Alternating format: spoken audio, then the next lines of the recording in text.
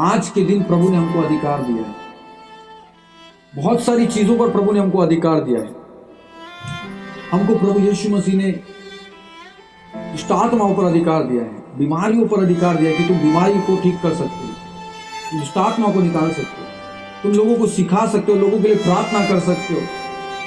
प्रभु यीशु मसीह ने हमको अधिकारी ठहराया है इस दिन, क्योंकि प्रभु यीशु मसीह मुर्दों में से जिंदा हो गए और एक अधिकार के साथ यीशु मसीह जिंदा हो गए। पता है, जब वो यीशु मसीह क्रूस पर चढ़ाए गए थे, उस क्रूस पर यीशु मसीह ने, बाइबल में लिखा है, शैतान का खुला तमाशा किया। जो अधिकार शैतान के हाथ में था, जो अधिकार शैतान ने अपने नियंत्रण में कर लिया था, किसके द्वारा? आदम के पाप करने के द्वारा, वो अधिकार को यीशु मसीह ने वापस अपने हाथ में कर लिया, वापस अपने हाथों में कर लिया।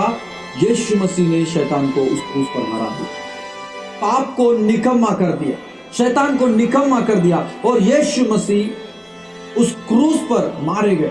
और वो उसके बाद इस जमीन के बहुत निचले वाले हिस्से में गए, नरक तक गए, वहां पर शैतान का खुला और वो अधिकार जो शैतान के हाथ में था, वो अधिकार यीशु मसीह ने वापस ले लिया। और जब यीशु मसीह मुर्दों में से जिंदा हो गए, तो वो अधिकार के साथ जिंदा हुए। उनके हाथों में अधिकार था।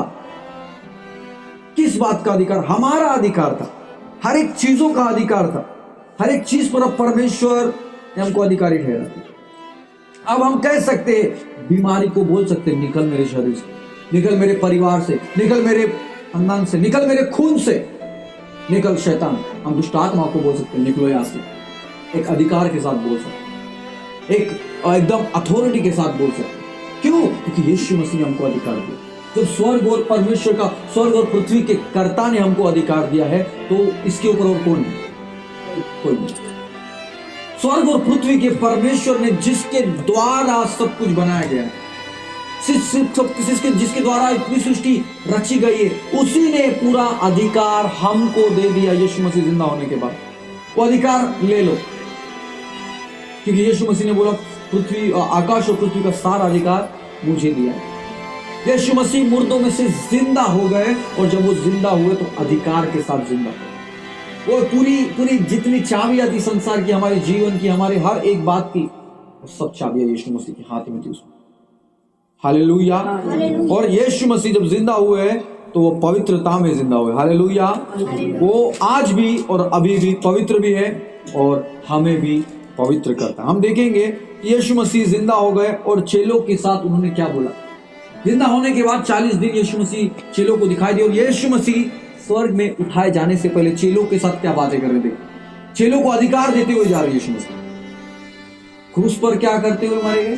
पाप ले बोले। यीशु मसीह ने बोला, जब मैं ऊंचे पे उठा लिया जाऊंगा तो तुमको अपने पास खींच लूंगा। यीशु मसीह ने कहा, मैं तुमको अपने पास खींच लूंगा। नहीं, हमारे पापों को यीशु मसीह ने खींच लिया उस क्रूस पर, हमारे गुनाहों को यीशु मसीह ने खींच लिया, हमारी बीमारियों को यीशु मसीह ने उस क्रूस पर खींच लिया।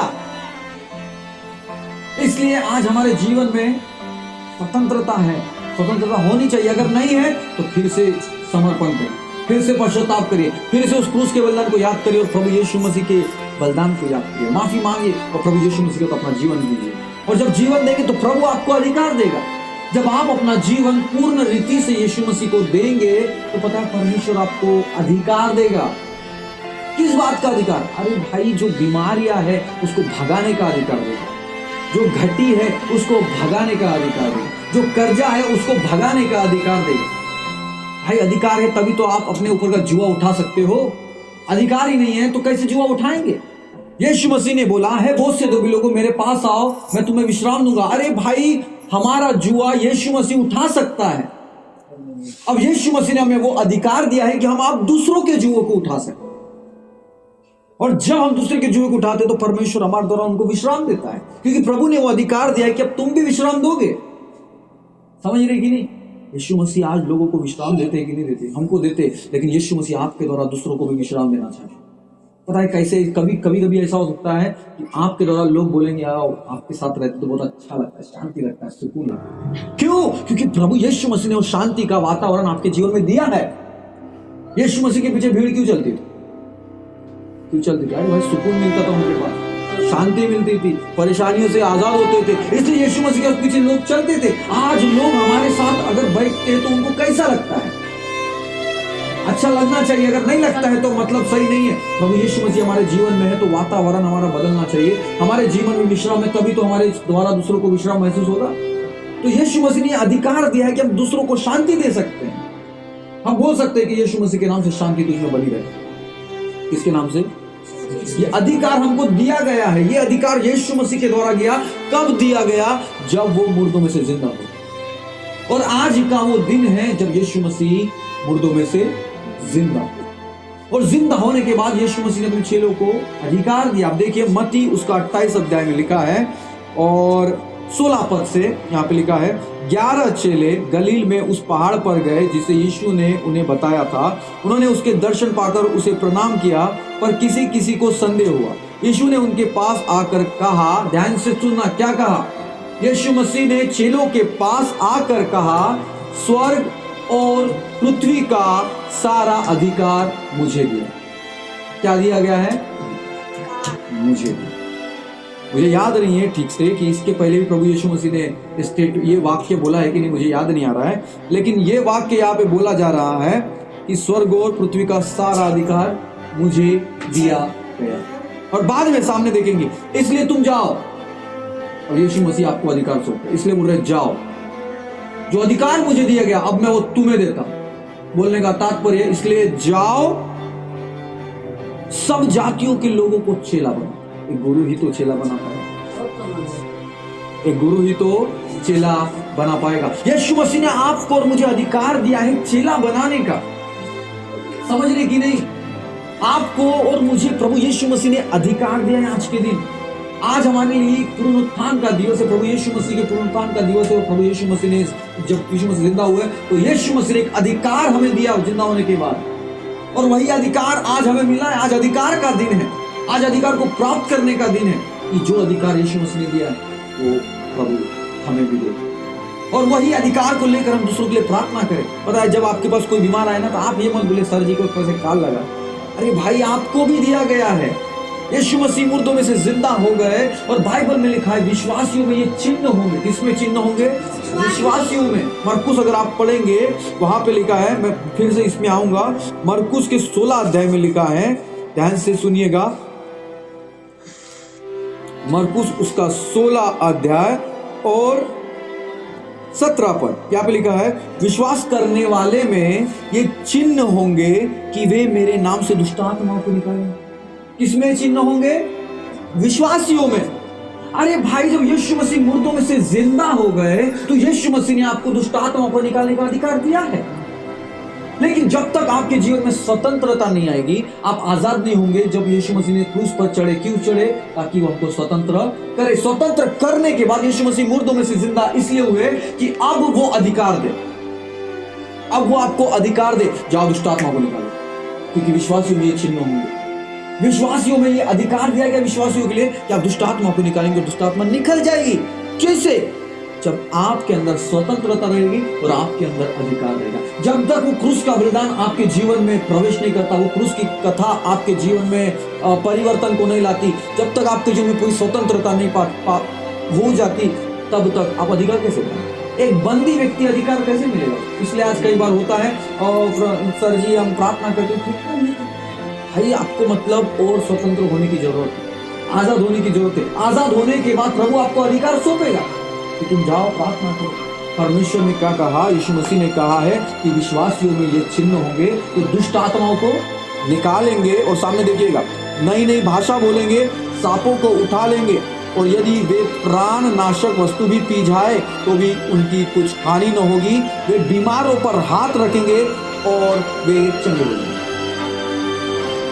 कोई आपको जहर पिलाने की कोशिश करेगा ना, वो भी आपको कुछ नहीं। एक साधु सुंदर सिंह थे, परमेश्वर के दास थे, और उनके घर वाले उनके विरोध में थे, लेकिन वो यीशु मसीह के पीछे चल रहे थे। उनकी शुरुआत थी, वो विश्वास में पूरा जीवन यीशु मसीह को दे दिया, और घर वालों को भी शायद उन्होंने छोड़ दिया। वो जा रहे थे और एक दिन उसके घर वालों ने उनको बुलाया, खाना खाया उन्होंने घर का, और उनके घर वालों ने उसमें जहर मिला दिया, और जहर मिला के रखा था। वो खाना खाया और उन्होंने उल्टी की, लेकिन उनको कुछ भी नहीं हुआ, कुछ भी नहीं हुआ।